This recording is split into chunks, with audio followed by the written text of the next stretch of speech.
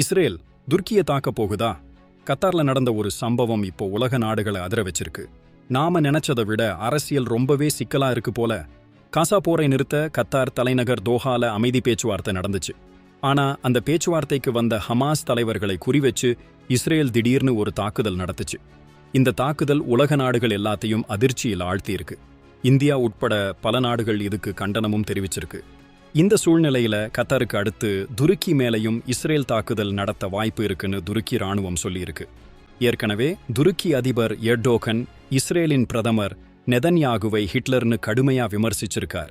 அது மட்டும் இல்லாம ஹமாஸ் அமைப்போட தலைவர்களுக்கு துருக்கி அடைக்கலம் கொடுக்கறதா இஸ்ரேல் குற்றம் சாட்டியிருக்கு.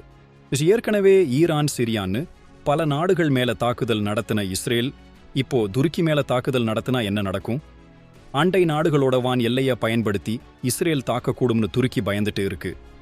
இந்த போர் ஒரு பெரிய அழிவுக்கு வழிவகுக்குமா இல்ல அமைதி திரும்ப வாய்ப்பு இருக்கா? உங்க கருத்து என்ன? கீழே கமெண்ட் பண்ணுங்க.